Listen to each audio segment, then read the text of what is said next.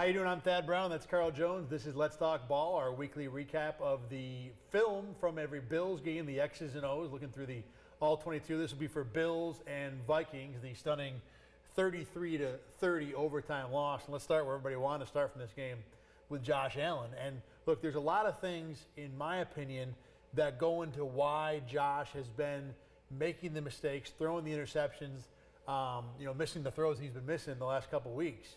The number one thing I want to start with is that his offensive line has been losing badly the last 2 weeks, especially, a little less than Green Bay. It's not all on their O-line being bad. Now look, I think Roger Saffold just has not worked out the way he or the Bills wanted it to this year. But the last 2 weeks, you've got the Jets, who might have 7 or 8 B-plus rushers. Carl Lawson might be an A-. Quinnen Williams is probably an A for a tackle. But regardless, they just come at you in waves over and over and over. Then this week with the Vikings, they've got 2 A's, maybe A-pluses in Zadarius Smith and Danielle Hunter. And they looked like it too. Deion Dawkins, I thought, had his worst game of the year, probably without question. Spencer Brown, who's been, rough as a pass blocker since he started as a starter in the NFL. You put up a guy of the caliber of Hunter or Smith on him, and he's going to get turned inside out. And that happened on multiple times, just to kind of the numbers to back it up. I had Brown with 5 pressures allowed and Deion with 6. Those are bananas numbers. If these guys have more than 2, it's a bad game. So they just got turned. They were a spinning door over and over and over. I'm running out of nicknames for offensive linemen that are getting turnstile. Just came up with another one. But look, here's the point though. When it comes to Josh Allen, when you're a quarterback, even if you're a superhuman like Josh Allen is, you get beat up over and over. You're under pressure over and over. You know you're going to be off script over and over. It, I think, wears on you mentally to the point where you just do brainless things. You have mental cramps at the end of games. And I think there's a lot of things going on. I think, look, you can also talk about Josh Allen making poor decisions.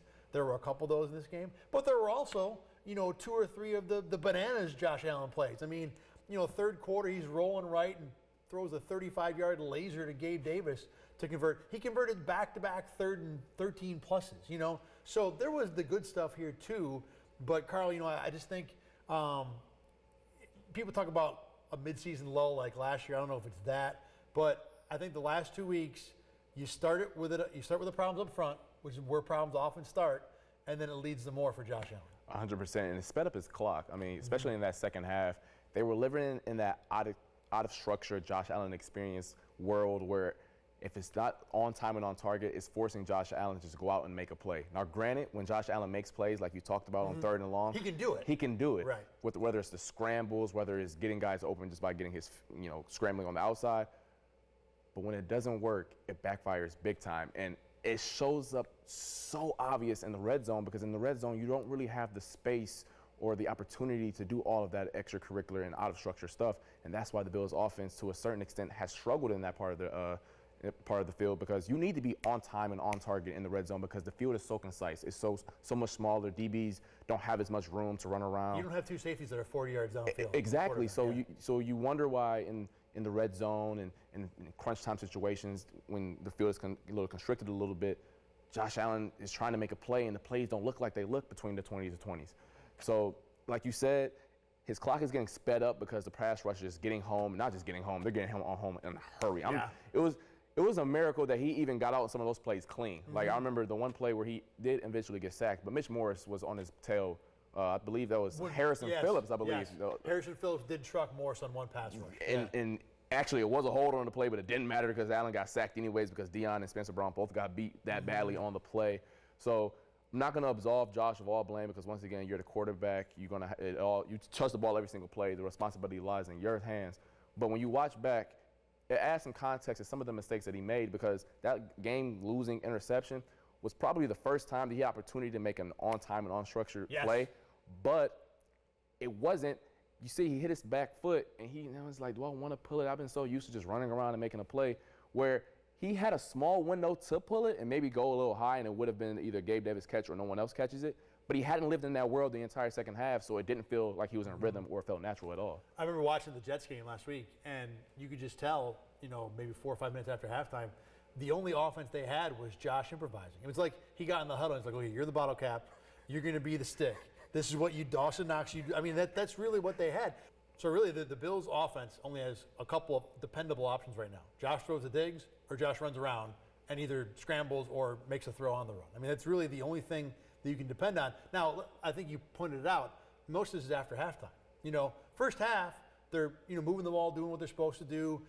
Finding Gabe Davis, Dawson Knox in rhythm. The first throw of the game was a 6-yard out to Khalil Shakir. And then Shakir disappears, and that play basically disappears from the offense. And I think there's a lot of different things that are piling up with Allen so far. We talked about how the offensive line wasn't very good. Stephon Diggs, was, as usual, one of the better players in this game. Offensively beyond those guys, there wasn't a whole lot that impressed me. Bills run game-wise, I think is still pretty much, what you've seen for the most part, that, the Bills can have success when they have a numbers advantage, but beyond that, they're not winning much one-on-one.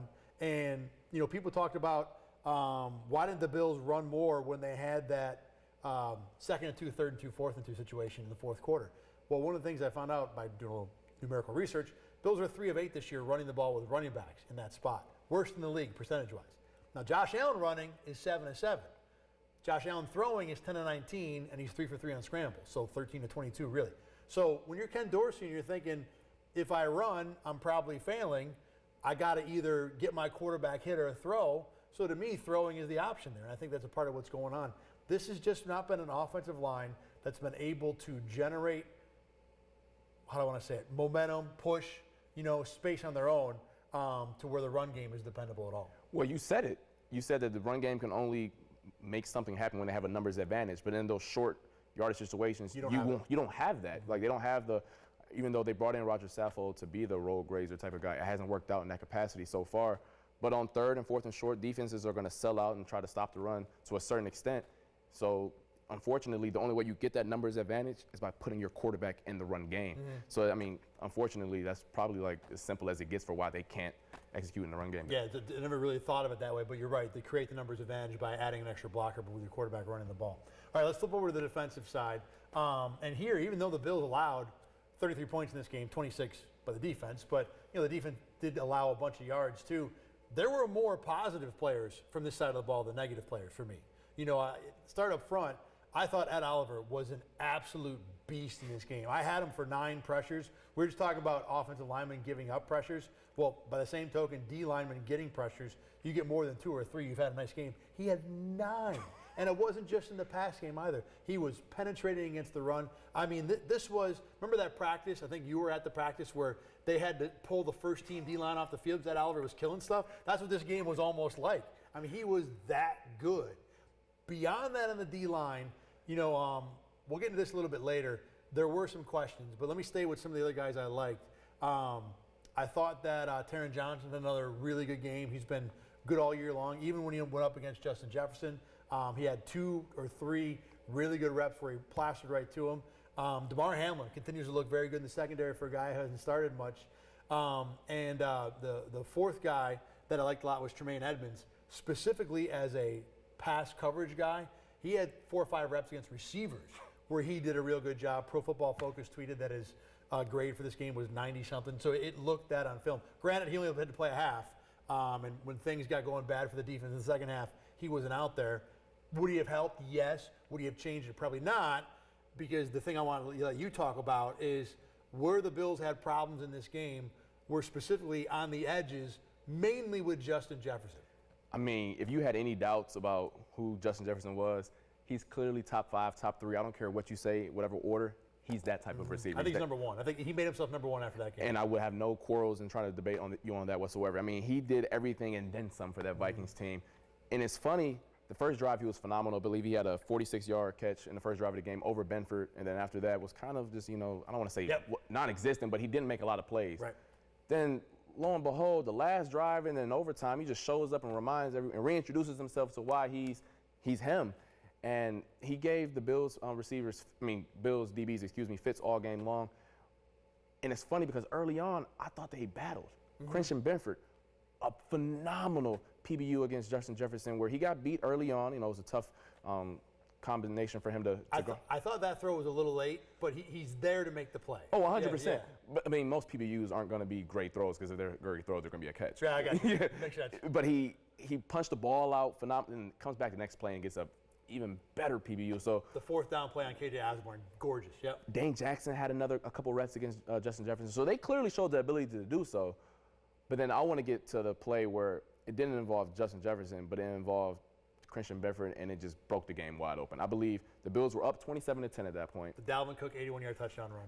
I mean, the momentum changed. I mean, I wasn't at the stadium, you were, but watching it from the broadcast angle, I can just feel the energy shift. I'll tell you what, I didn't think so. You know, I really thought after that this is separate X and O's, but it's funny you say that. In the stadium, maybe this is just me thinking the Bills still had it, but it didn't feel like there was, what's going to happen? It was kind of like, you know, here we are, our run defense again, but we're still up by 10. We've been dominating the game. And I didn't think people were really worried until Josh threw that interception on fourth down and the Vikings started moving down the field. So it's funny, I don't think the momentum changed, or at least you didn't feel it, but looking back at it, yeah, that was the turning point. It at least gave the Vikings confidence. For sure. Because, I mean, Kirk Cousins was doing his Kirk Cousins usual. Not necessarily at 1 p.m. because we know 1 p.m. Kirk is pretty good. Yeah. But, you know, giving, easy takeaway, gifts to the defense. But on that specific long touchdown play to Dalvin Cook, it was an offensive coordinator's dream. So every week, every single year, offensive coordinators scheme up plays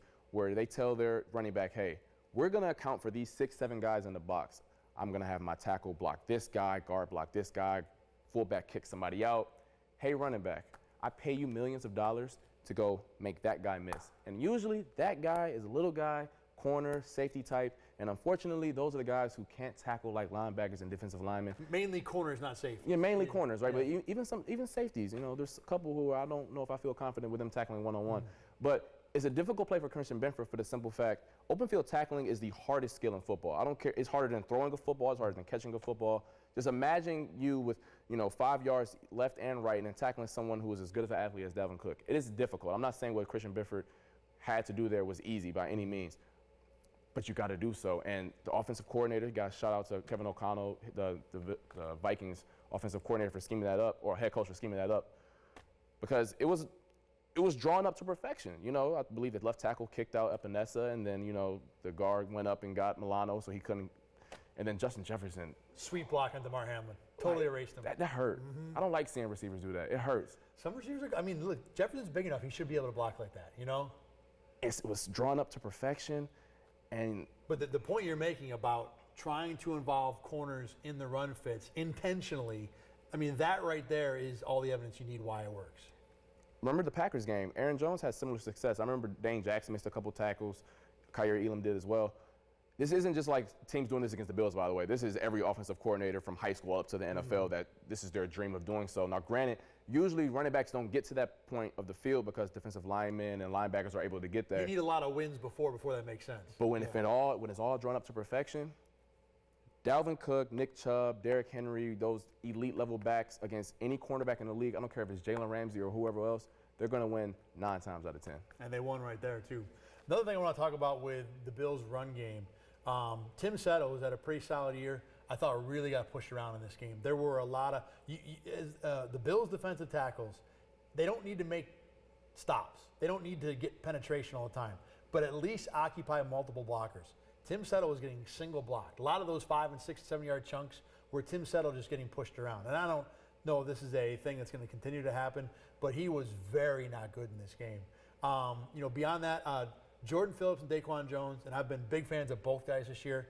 I don't think either had the kind of game against the Vikings they've been having the rest of the year. I will say, I don't know if you noticed this at all, Jordan Phillips was diagnosing screenplays as they were happening multiple times. And he was the one, early in the game, was like 3rd and 11. There was a little dump to Dalvin Cook. He saved the first down on that He saved play. the first down. Yes. Coming back from a pass rush.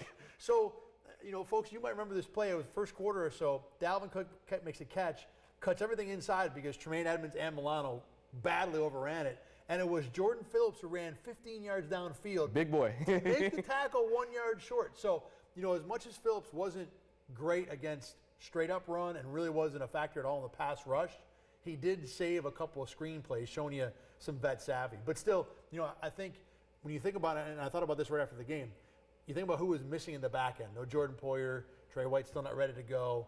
not that Kyer Elam is much better than Benford, but it would have been another body at least.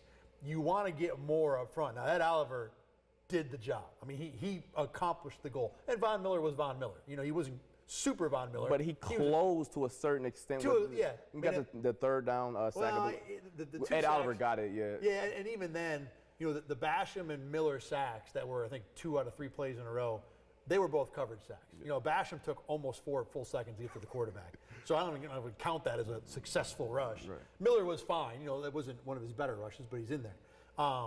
But beyond those 2 guys, you know, Ebenez had a couple pass knockdown, and that was it. That was early, though. And that was early. Yeah. Basham really hasn't done much all year, and other than the late sack, wasn't much in this game. So, you know, you didn't get enough from the guys up front who do play all the time. The only guy that was missing up there was Greg Rousseau, who might have helped, but I don't know if he makes that much of a difference.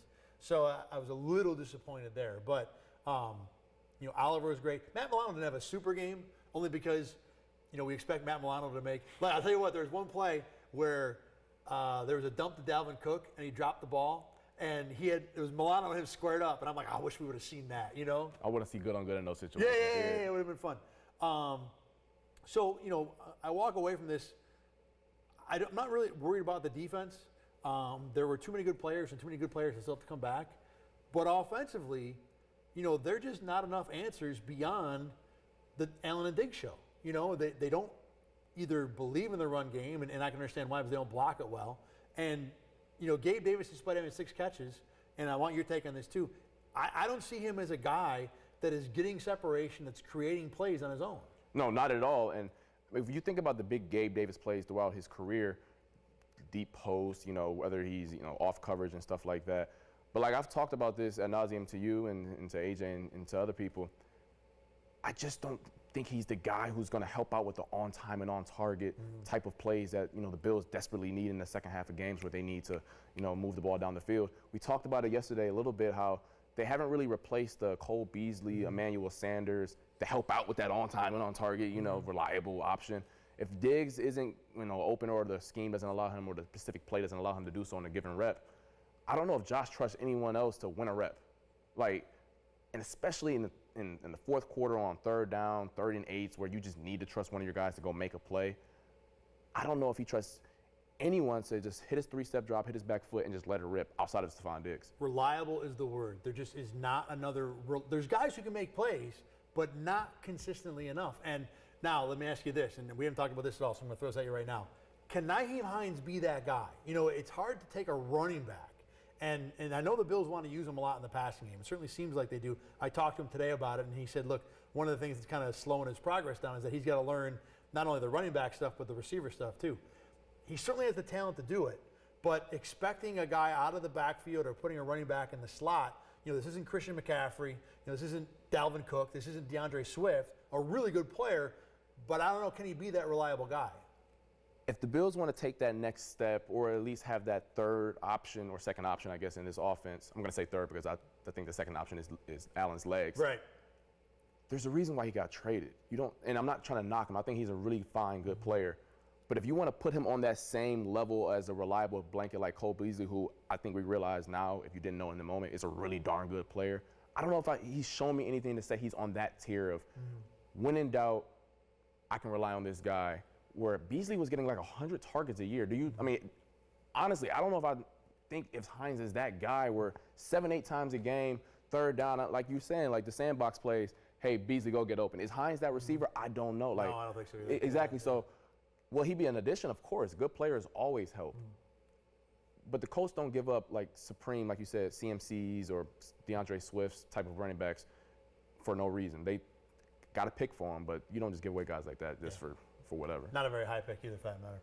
All right, we're going to shut this down for today. Not sure when we'll be back on because the schedules are pretty messed up. I think next week maybe we get something done on Tuesday. We'll see. I don't know if we'll have time to look at the film between now and then.